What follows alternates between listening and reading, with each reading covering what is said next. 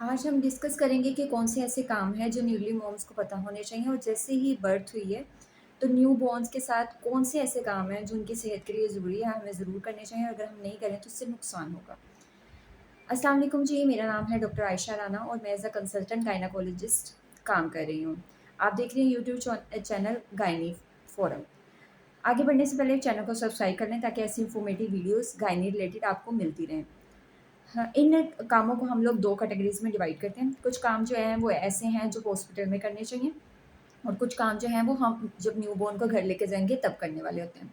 जो हॉस्पिटल में करने वाले काम हैं, उनमें सबसे पहले ये है कि जैसे ही डिलीवरी हुई है, चाहे वो नॉर्मल डिलीवरी है या सिज़ेरियन के थ्रू हुई है, तो सबसे पहले बच्चे का जो है वो कॉन्टैक्ट करवाएँ माँ के साथ।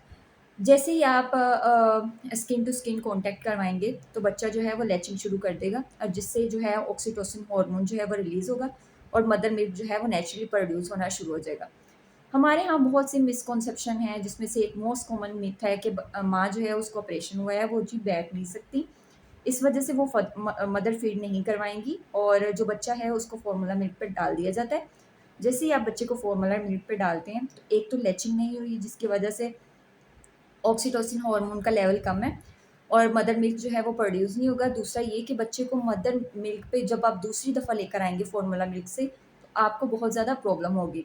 इसके अलावा जो है इसकी अगर मैं आपको इम्पोर्टेंस के बारे में बताऊँ तो जो पहले 2-3 दिन दूध आता है उसको हम लोग क्लोस्ट्रम कहते हैं। ये थिक और न्यूट्रिशन से भरा हुआ दूध होता है जो बच्चे की सेहत के लिए, उसकी इम्यूनिटी के लिए बहुत ज़रूरी है।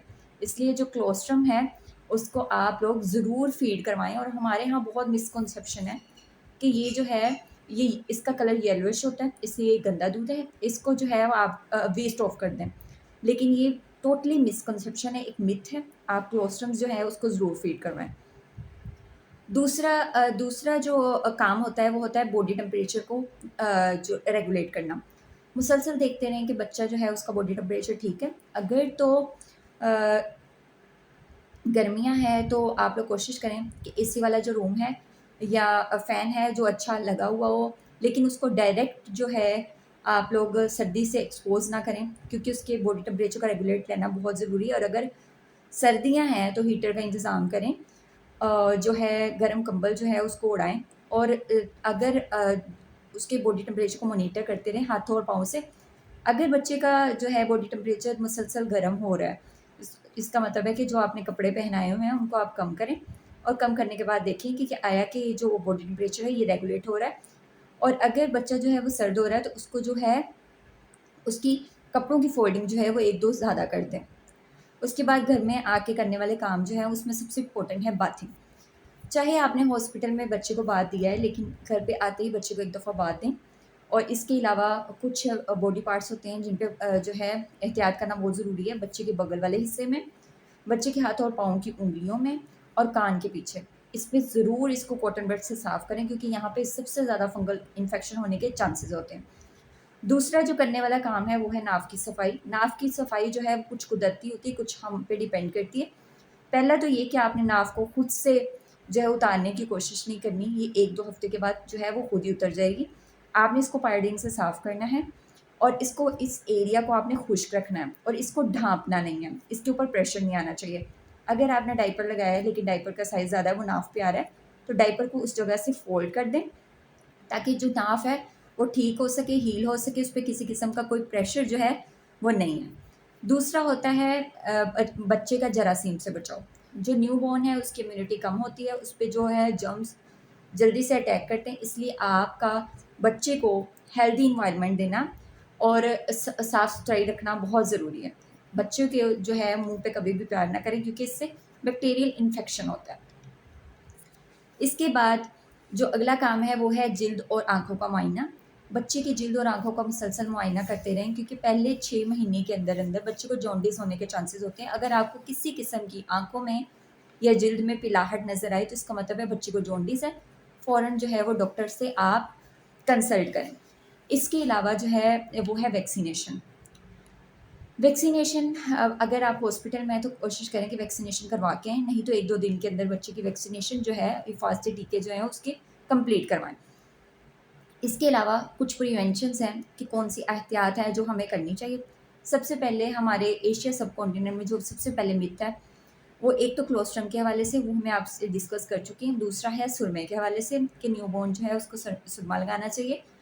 सुरमा लगाने से बच्चों की आँखों में रैशेज़ हो सकते हैं, फंगल इन्फेक्शन हो सकता है, इसलिए इससे परहेज़ करें। दूसरा है गुट्टी देना। गुट्टी जो है हमारे यहाँ मोस्टली शहद के साथ दी जाती है, लेकिन शहद में बहुत ख़तरनाक बैक्टीरिया होता है, इसलिए आप कोशिश करें कि बच्चे को अगर आपने गुट्टी देनी है तो वो मदर दे और वो क्लोस्ट्रम के ज़रिए दें, जो कि न्यूट्रिशन से भरपूर है। तीसरा जो हम लोग गलती करते हैं वो ये होता है कि अगर तो विंटर्स हैं तो वूल के कपड़े हम लोग डायरेक्टली पहनाते हैं, जिससे जो है वो स्किन एलर्जी हो सकती है। इसलिए वूल के कपड़े पहनाने से पहले आप लोग कोई सूती कपड़े लाजमी पहनाएं। इसके अलावा हम लोग पाउडर यूज़ करते हैं बच्चे को डायपर्स पहनाते हुए, लेकिन ये पाउडर जो है या खुशबू के तौर पे यूज़ करते हैं, लेकिन ये पाउडर जो है वो लंग्स में एंटर होता है और इससे ब्रीथिंग प्रॉब्लम होती है, इसलिए आप इससे लाजमी अवॉइड करें। बच्चे को डायरेक्टली कभी भी गाय का दूध ना दें। 2 साल से कम उम्र बच्चे को गाय का दूध बिल्कुल ना दें, उसे मदर फीड करवाएं। इसके अलावा जो है वो कुछ डेंजर साइंस हैं कि अगर ये वो कौन से डेंजर साइंस हैं, अगर वो हो रहे हैं तो आपको अपने डॉक्टर से फ़ौरन कंसल्ट करना चाहिए। पहला है फ़ीवर। अगर बच्चे को बुखार है तो इसको आपको नॉर्मल नहीं लेना और खुद से कोई भी जो है वो मेडिसिन नहीं इस्तेमाल करनी, बल्कि डॉक्टर से कंसल्ट करें, वो आपको रिकमेंड जो करें मेडिसिन वो यूज़ करें। दूसरा है फिट्स लगना, यानी बच्चे को जो है मुसलसल झटके लगते हैं। तीसरा है बच्चे का जॉन्डिस हो जाना, यानी बच्चे की आँखों और जिल्द का जो रंग है वो पीला हो गया, फ़ौरन डॉक्टर से कंसल्ट करें। इसके अलावा जो है बच्चे का नीला हो जाना, बच्चे का जिस्म का ठंडा हो जाना, बॉडी टेम्परेचर जो है उसको मॉनिटर करते रहें हाथों और पाँव के ज़रिए। इसके अलावा जो है वो होता है नाव की सोजश हो जाती है, या नाव से पीप या खून आने लग जाता है, या जिस्म के किसी भी हिस्से से ब्लीडिंग होना शुरू हो जाती है। तो ये जो है वो कुछ डेंजर साइंस हैं। ऐसी सूरत हाल में डॉक्टर से ज़रूर कंसल्ट करें।